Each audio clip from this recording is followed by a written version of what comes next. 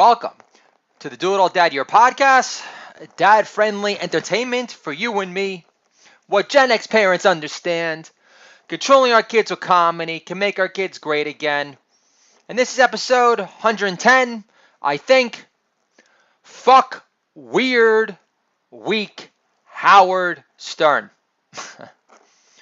But first, let's praise the influence, the positive influence that Howard had on this Do It All Dad over here before he became touchier than the Dragon Queen after Jon Snow refused to tongue dart her anymore after finding out that they're related and him not wanting to do his best Sir Jamie impersonation. So here we go. This is Howard Stern. This is Howard Stern's rearing influence to my 5-year-old son. I'm upstairs in my kid's bedroom, and my daughter has this American Girl doll called Juniper. And my 5-year-old son, Archo USA, barks an order at her, at Juniper. Actually, he barks an order at his big sister, who's 8. He says, "Matilda, make out with Juniper." Pretend we're in camp already. She looks old enough to give permission to me. So, I just got Howard Stern's book. It's called Howard Stern Comes Again. Obviously, crafting like headline hooker book titles is not Howard's forte. And it's basically a collection of his interviews. There's not much too personable filler in it. And I would not have bought the book if I found out that, Howard would go on record saying that he was that he's a Hillary supporter, a diehard Hillary Hammer Time Cankle supporter, and he's going on all these interviews, NPR, Terry Gross. I'm sure you grossed out already just knowing that he's going out of his way to kiss anyone's ass at NPR, and he's telling Terry Gross, well, I get my Woody Allen on, and I went to therapy, and I was intimidated by therapy because I'm this neurotic Jew, and I didn't want to do it, blah, blah, blah. And then I went to therapy, and I wanted to write this book, even though I only really talk about the advantage of psychotherapy for like 10 pages. So obviously, I only got so much out of it, even though I went 4 times a week. And then in the end, he goes, well, for the record, Terry Gross, my ID, my super ID, buried and dead, okay? Deader than the New York Times fake news veneer of being the antithesis of blatantly self-loathing, Jewy to the utmost degree, anti-Semitic. Yeah, and it sounds nice, Howard. It sounds great that you're trying to not make anyone angry. Who, as far as your friends like Jimmy Kimmel and everyone else in Rapewood and Yenta Breth Seinfeld, and obviously we don't expect you to go out of your way and show any level of self-awareness and introspection as far as saying, hey, actually, when I got my panties in a bunch and I said, well, I found out that Trump he calls his friends for advice. He never asked me for advice. I thought we were close. I would have told him to get the fuck out of the White House. Yeah, real sophisticated. As usual, Howard, you fail to project any sort of real head-melting, penetrating intelligence ever. Especially when you actually try to sell us this bullshit narrative that you've changed and that you're so evolved and that you're no longer an egomaniac. Meanwhile, you're telling Terry Gross, well, actually, if Hillary Hammertime Cankles if she was courageous enough to go on my show, the 32 million subscribers of SiriusXM could have swayed the election. Yeah, because her interview on Two Ferns worked out so well. Genius. I would think that, Howard, above all else, would, that he could respect the clothes and the hustle, and if anything, how tough Trump's skin is. Because Trump, compared to Howard Stern, is way more hardcore as far as being able to endure criticism and counterattack to the nth degree. It's like Howard, it's like Trump became president, and like Howard is like putting on kitty gloves, so like he could placate, Beth, which is really lame. And then I got reading this interview, how he regrets asking Robin Williams. No, he regrets giving Robin Williams a hard time about dumping his wife because he started banging his nanny, which is so lame. And I mean, I'm assuming Howard had to do everything in his power to feel better about interviewing a Oscar-winning comedian. And when it's all said and done, I remember one time when Howard was playing the Genius game, he was like, Robin Williams, no. And yeah, but he's giving it to Steve Martin, and it's just Howard's jealousy. Whenever it does, he's not jealous of much, but when he is, it's very transparent and completely overt. So my point being here, folks, is that Howard Stern is full of shit. It's not as smart as he thinks, and I'm going to blame Barack Obama for this current apology tour. He says, well, when I was on radio, I was saying the most outrageous things because I just wanted to get ratings and blah, blah, blah. And yeah, like at this point, like he might as well, it sounds like he's doing his best, like James Comey impersonation, where he's essentially categorizing all of his politically insensitive material from the 80s and 90s as, non-malicious, misguided, unfortunate, error-riddled intent. So, it's like even now Howard is playing the apology game, even though he grew up in a less politically correct time. Even now Howard is playing linguistic gymnastics with the likes of Unibrow Maddow. So it's totally pathetic. New York City is so yesterday's news. Louis doesn't have a show anymore. I knew the Knicks weren't getting Zion after getting Goonish for KP. And listen, I was on the phone with my father yesterday, and I had to find out that my younger brother, second engagement in the past like 2.5 years, he's having a rehearsal dinner, but my kids aren't invited. I got tense. And then my father leaves a message saying, I want to talk about Zion and the Knicks, but I knew that was bullshit. I knew that was just like a fake news front to make sure that I was cool with my kids being excluded from a rehearsal dinner. Now, it's a nice restaurant. I mean, I'm not gonna. It's not Manhattan. It's an Italian restaurant in Scarsdale Village. So like I'm meeting my brother's, future in-laws. Brother always goes out of his way of how tight they are. So meanwhile, like the brother's gonna be there, meaning my brother's fiance's brother, and I've already learned from his fiance, Miss Anxiety Disorder, that he used to beat on her and torture her. So like I don't want to meet this piece of shit. And I definitely know that they're Trump resistors, and so I figure at least like my kids, they're like a social like buffer. I don't have to like focus on them wholeheartedly. And my father just like could not have been more clueless over the phone. He's like, well, can you get that babysitter? You had that babysitter once. It was a totally like depressing reality. I'm like, that babysitter that babysat Arthur, that was like 2 years ago. It was before like Samuel was even born. Samuel has been on this earth for 2 years, and he's only had 2 babysitters. One has been you for like 2 hours in Arizona. The other babysitter was Baba and Jita, and we actually had to get like a phone call as we were out at Hotel DuPont saying, yeah, when are you going to come home? Because he's suffering from anxiety disorder. And Baba's stupid forced Ukrainian accent is not doing her any favors as usual. So I got totally upset last night because I got to hear this spiel of how, well, it's a union of the two families. Well, my children are my family, and I know that my younger brother gets his beaties in the bunch saying, the world doesn't revolve around your children. That's my Dice influence, but it does. And I have 2 books coming out.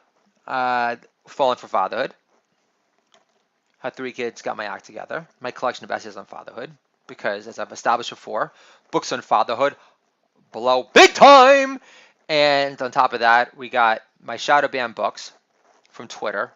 I can't wait to fuck you guys good, Twitter. Stayed on comedian. Had 3 kids, got my act together. Now, I'm mangling and mixing and matching my titles. Stayed on comedian. Controlling my kids with comedy. So I'm very pumped. And so, but I made these books. I am putting them out to the universe so I could so I could get paid to hang out with my children more. So my children are the center of my universe. You've made it very clear, Mom, Dad, Baba, Gita, that you're cool with the Facebook window into their lives being the closest thing to the center of the universe. Now, obviously, my father-in-law, he's got his job, he's got to pay the bills. It's not like he's going to root here and get a job here, but he could. It's like they can't sell the house. It's not like Delaware's the islands of the freaking be-all. And I'm sure they can find a local Ukrainian church. And my parents have no desire to leave Arizona. And we're not selling this house. We got a loan. I call it my comedy grant from New York State. And there is no way that God gave me this home for my family that we could actually semi-afford, but we're still barely getting by. We didn't get this house so my parents can be engulfed with guilt because they never see the grandkids and think, oh, well, here, we're just going to give you money to get a house. But get us a guest room, and then we'll visit more. Nothing has ever felt more wrong to me in my entire life. Now, of course, the game plan is to get some big time FU Twitter money and to get that bigger home. We're always talking about Ridgefield these days. Get more property out there. And I just want my Larry Bird basketball court. Yeah, like I'm on the phone with my father yesterday, and he's like, I like the fence because we got this fence. We did it for safety purposes, basically so we can allow the kids to play outside. I don't have to worry about them getting run over by our degenerate neighbors. So it was needed, but I made it very clear to my dad. I said, it's just depressing. I've it's the warmest, fondest memories of my daughter Matilda going yard with the wiffle bat and her crushing it against the house and me yelling, home run! And then she throws up the bat and she darts around in a circle. And then after a home run, she writes out her pen's autograph with her bat. It's a great move. Totally exceeds Rod and the Bull. Rod and the Bull happy? Which, she had seen before. And I'm saying this to my father, and I'm a little bit more animated about it. Oh, it's very funny. I'm like, okay, well, I'm so glad that, my lost quality bonding time that I've cherished with my daughter, that you find as a source of such comedic amusement. Because now, basically, with the wall, I can't picture her as far back, so it's not as momentous when she goes yard and hits against the house. And my son just hit his first home run, but my dad's not around to actually figure out why these moments are so special, because he just hasn't been here. He's content playing tennis with Dr. Ken and doesn't do the cold anymore. And now his favorite pastimes are watching the Weather Channel during the winter in Arizona and jerking up to the Weather Channel. During the winter, the next time another tsunami slams the eastern seaboard again and again. I'm not even exaggerating. My dad's tennis instructor has insisted that my dad's forehand has never been stronger. So, New York is yesterday's news. Howard is an apologetic, edgeless jerk-off now. I was in contention for a Write and Drive with Howard Stern show. It would have been nice if I got some detailed feedback. Never got it. I gave him great stuff too. So fuck Howard Stern. I read a long time ago. Well, I communicated with the Rev Bob Levy. He was a writer on that show. Guess how much, we don't talk about Howard being a real man of the people. Guess how much Howard was paying writers on that show? Rev Bob Levy specifically. $100 a week. And then Howard's got the goal to bust the great Rev Bob Levy, who was always great in those roasts. Always, from back in the day. He had the goal to bust his balls saying, hey, Rev, you want to shorten your plugs for your stand-up comedy shows that you use to support your family with? And Howard's got more money than God.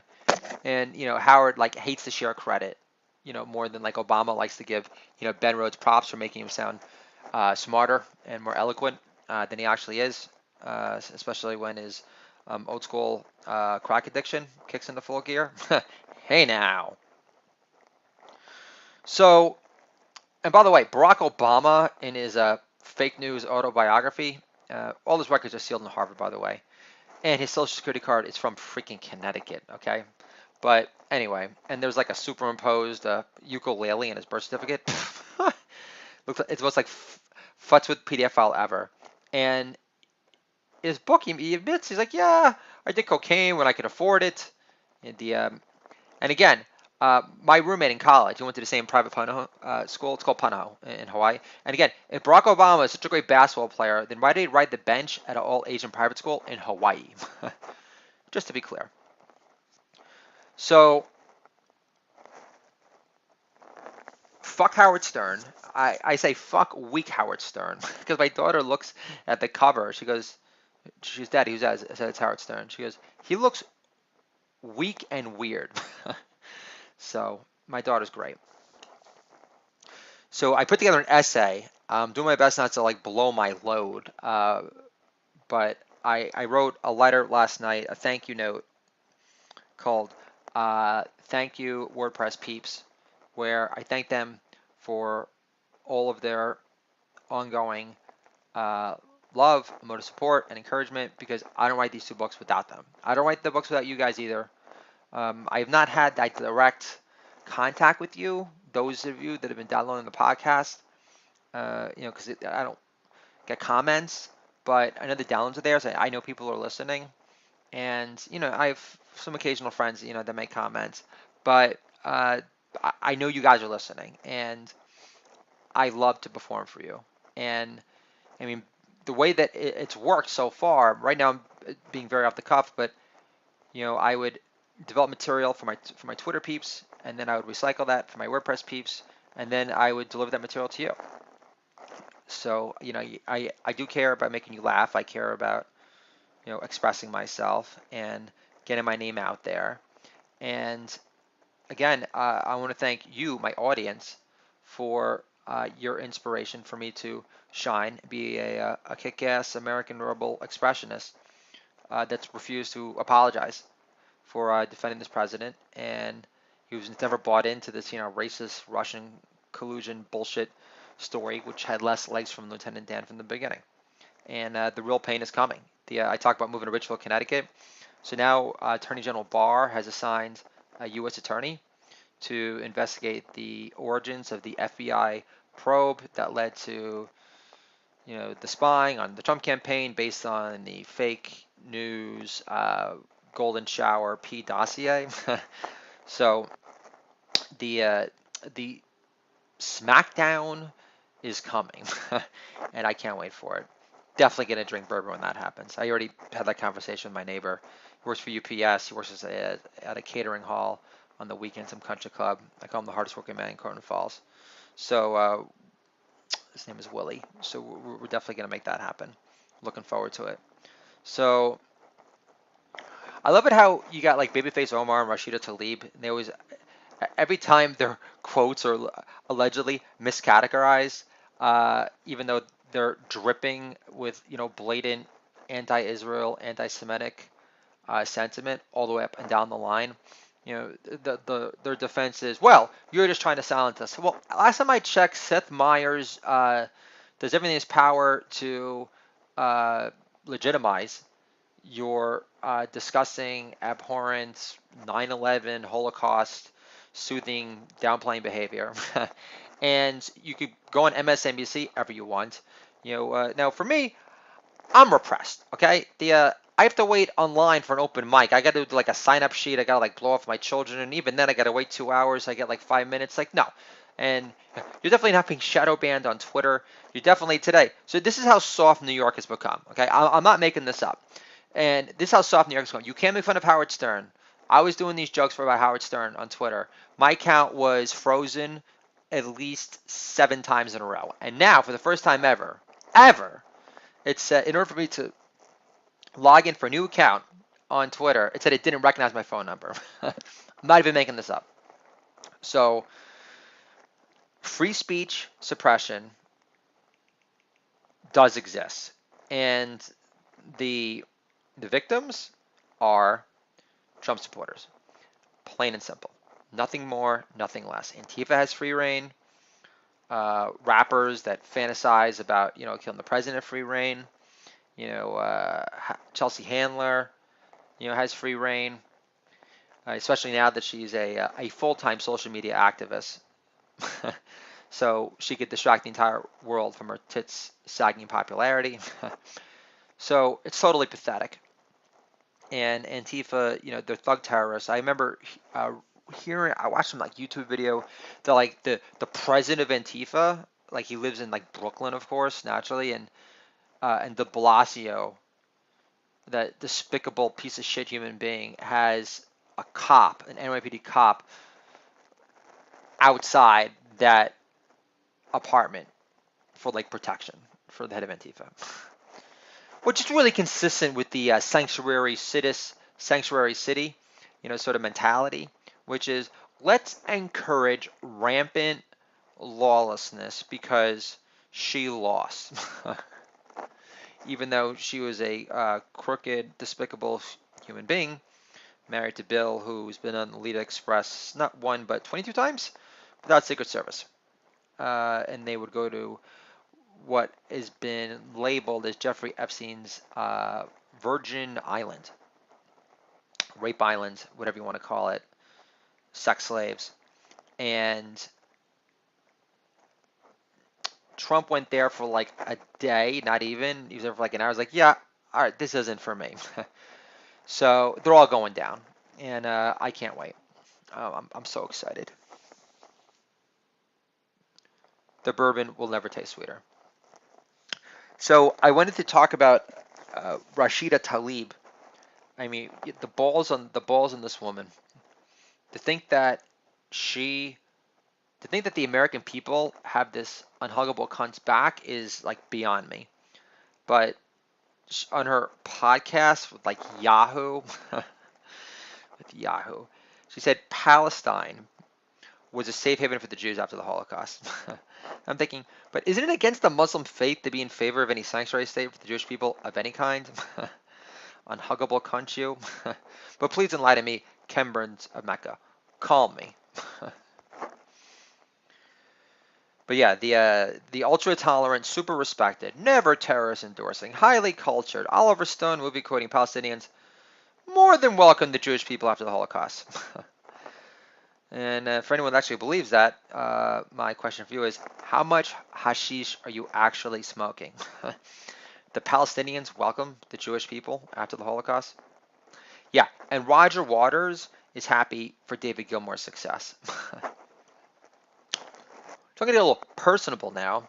I had the feeling that this like hardcore sexual joke like repelled a lot of my WordPress peeps, but fuck them if it did. It's funny. So this is me. This is the day before Mother's Day. So this is me failing to get my wife into the mood for some good old-fashioned face fucking. I think skull fucking would sound a little bit more hardcore and a little more off-putting, but nothing wrong with a little face fucking. All that is me mounting my wife. And basically forcing the issue of fellatio, and she prefers schlong over puss. So and I'm her husband, so I don't really see the big deal. So this is me truly not giving a shit. And like they said in Game of Thrones, greater a risk, greater reward. And I'm certainly not going to play it safe, knowing how all of LinkedIn, Twitter, every freaking homo, anti-Trumper is against this loudmouth, loud and proud, super funny, ultra sweet, family man, Heeb over here. Here we go. This is me, failing to get my wife in the mood for some good old-fashioned face fucking. Hey babe, how about me jamming my cock down your throat? And she says, how about massaging my foot first? And I said, when you're light enough to walk on my back, we'll talk. It's a fair trade. Can I get a holla for some super blue personalized material? Holla! What's up? Is that back? because I've been wanting to say it forever. What's up? It's me in Nordstrom. Day of Mother's Day. Day before. I'm buying an Orange Blossom perfume. Joe Malone for Mother's Day.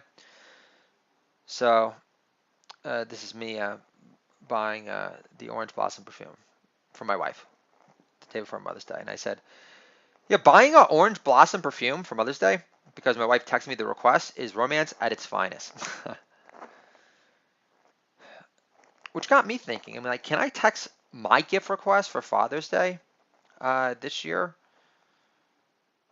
Because when it's all said and done, my wife's Mother's Day only exists because of me. And the sales lady at Nordstrom laughed, a long time. Went to Red Lobster for Mother's Day, impromptu lunch.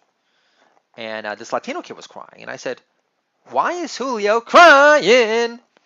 I know the shrimp at Red Lobster isn't Baja Fresh, but at least Jimmy Kimmel will look at his writing packet over a Trumpian supporter like myself. So this is me at the Red Lobster. It's my order. I said, I'll have the Admiral's Feast because I never outgrew my love of hair metal power ballads or taste buds from the 90s in general. And the waitress laughed a long time. This is me on the phone with my dad on my mom's cell unintentionally on Mother's Day. I said to my dad, we went to Red Lobster for an impromptu Mother's Day feast, and my dad had to belittle the reveal and say, do they still have all-you-can-eat shrimp? And I say, don't get jealous, Dad. It's not my fault. You only took Jonathan and I out for Italian. To your favorite restaurant in the Bronx, which we loved, but I know you got a good deal there. And I did love the veal stuffed with prosciutto. With that white wine, it was a white wine sauce, a white wine mushroom sauce. Didn't use fancy mushrooms, but didn't need to. But the veal scallopini was like super thin and beyond succulent. I didn't really care about eating baby cows back then either. And it was great. Always tasted better warmed up too. The hard part was when you were able to drink all night in Manhattan and come back home and you hear the birds chirping and it's not passing out while waiting for it to cook in the oven for at least 15 minutes. So, yeah, again, someone on the phone, my dad, and again, his response was after I told him about going to Red Lobster for an impromptu Mother's Day lunch, the 3 kids. My dad says, do they still have all-you-can-eat shrimp? And I said, no, Dad, or else I would have seen Rosie O'Donnell's deplorable fat ass there. Can I get a holla for an awesome flip the script, fuck you and huggable cunt, Rosie O'Donnell, holla! Yeah, Howard's lost his edge when he incorporates his interview with Rosie O'Donnell in his book, and he's got the slug bug whisperer Jay-Z at the back too. Beyond lame, Howard. Fuck weird weak Howard Stern. So in Billy Idol's book, I've read a lot of autobiographies by rock stars and comedians. Most of their biographies, very, very seldom are they written by themselves, which makes no sense to me. But when they've made careers and bought multiple homes and not have to worry about paying for college ever for their kids, based on their own thoughts and ideas. Anyway, I don't know why you hire a fucking ghostwriter for your book. It's your life story that you sacrifice your life for. While having to endure the endless berating, dig, get a real job, get a real job. I'm doing an awful George Thorogood impersonation. But anyway, Billy Idol, super literate, very poetic, loved his autobiography, and he said at one point Lou Reed he had opportunity to record a song with Lou Reed, and Lou Reed, being the consummate dick that he is, he insisted to Billy that Billy Idol, who's already Billy Idol at this point, he was insisting that Billy Idol pay for the privilege of recording with Lou Reed. And how did Billy Idol wrap up this chapter? What was his great takeaway lesson? Fuck your role model. So thank you, Billy. And I really enjoyed watching you in A Wedding Singer. I hadn't seen you in a while, and you're great in that. I still think it was forcing the issue by putting you into the video for Wild Thing with Sam Kinison, but your, scumbaggy, ultra decadent, scowl was more than welcome in the video. So in the end, no one's complaining.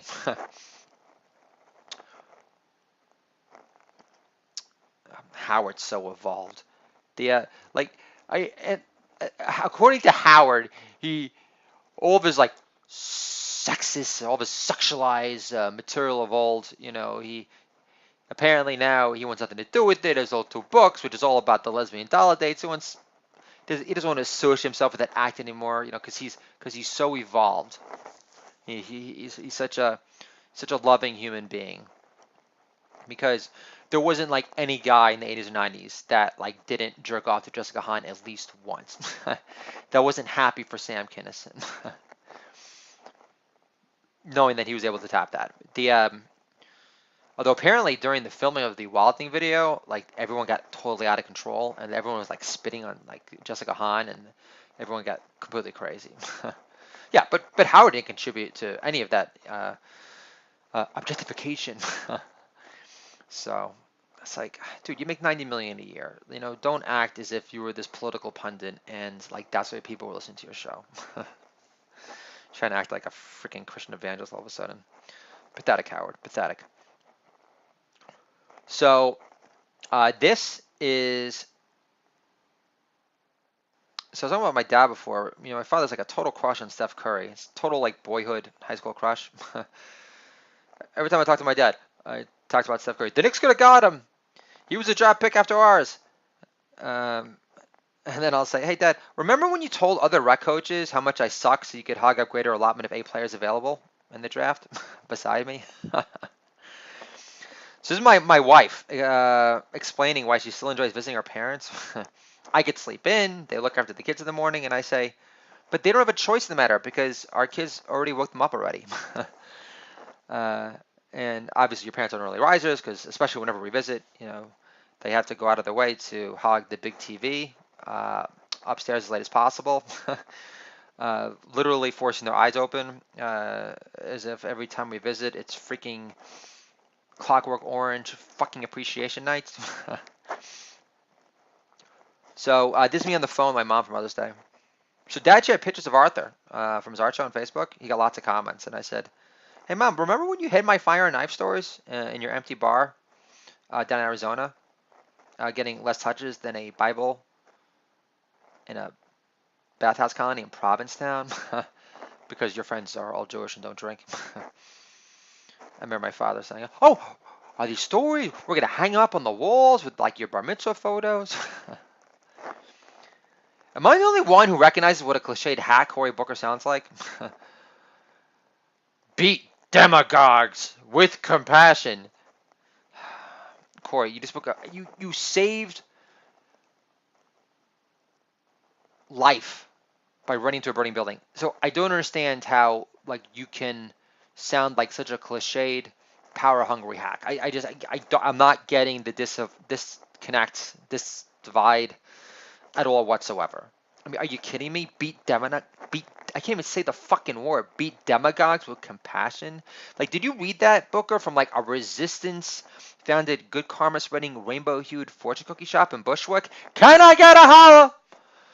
For a killer Bushwick reference. Holla! Microsoft is now using artificial intelligence to enforce political correctness. This is me talking to Cortana. Hey, Cortana, what do you think of the lesbian couple new Google Nest commercial? How many women do you think they auditioned for the innocuous-looking butch type? Because that was so believable. This is me defending, exposing my 5-year-old son to movie Bloodsport. That's my wife fuming, finding out that Arthur had watched movie Bloodsport. Why did you show Arthur Bloodsport? I said, babe, gay, trans, straight, I don't care what my son turns out to be, except all I care about is firing my son up, not to be a pussy on the receiving end of life. Can I get an amen, Kid Rock? I said amen. I said amen. Good thing my wife isn't here right now, because then I'd have to hear oh, well, you just go to church because you say amen so often, and you drop God mentioned all the time, and you're against third-term abortion. Excuse me for having a heart. So, you're a mother of 3. I know you work in labor and delivery, and I know you say that it's just pomegranate seed. But last time I checked, getting an abortion wasn't even up for debate. Especially the 2 unintentional times you got pregnant. So I don't want to hear it. And yeah, so everyone's freaking out about that heartbeat bill in Georgia. You can't go to jail for having an abortion in Georgia. That is fake news. And but so for now, as a response to this new bill, well, the new bill is basically saying that you got 6 weeks to get an abortion, and if you don't, then you can have some celebrity put the money where the mouth is and fly out to California for one. But I don't think Michelle Malkin former from the Daily News is going to fly out to Colorado for the privilege. Big talker at CPAC. Yeah, that's it. So I would totally fuck her a lot. So what was I going to say? Yeah, so now you want mandatory vasectomies now, Rapewood, in response to Georgia bill? Because you refuse to acknowledge an embryo as a life. That's right. Okay, let me quote John Oliver over here. The poet laureate John Oliver, right? Like, gain more freaking turkey gobbler neck fat, by the way. So here we go. John Oliver. He refers to the embryo as the size of a pomegranate seed. Okay, got it, John Oliver. Really appreciate your powers of observation over there. So you're referring to an embryo as the size of a pomegranate seed. But let me ask you a question, Oliver. What does the size of Alyssa Milano's brain have to do with it? Can I get a holla? For Alyssa Milano, never nearly as hot as Nicole Eggert in her prime, especially when blown away. Holla! And like, what kind of fuck Alyssa Milano these was anyway? Good luck with that sex drive. And Rosanna Arquette, give me a break. You weren't even hot in Desperately Seeking Susan, and that was a gazillion years ago. So, Jordan Peele, he's so boring, is donating money to fight the heartbeat law in Georgia. I said it before. Pay for the airfare and hotel room money for the woman, for the Georgia gal that gets pregnant, and pay for them for the airfare and the hotel room money for the woman to get an abortion in your adopted home state of California. You got enough scratch for a player? And that's words of wisdom. Okay, here we go. A little doodle dad advice here. If you're married with kids and haven't earned enough F-off money yet, I resist the urge to inquire. I thought you were going to bed the day before Mother's Day, unless you're cool with F-bombs ahead and kissing goodbye to ever getting wife-provided head. This is the Do It All Dad Year podcast. Dad-friendly entertainment for you and me. What Gen X parents understand. Controlling our kids' economy can make our kids great again. Fuck Weird Week Howard Stern. And I will talk to you guys soon.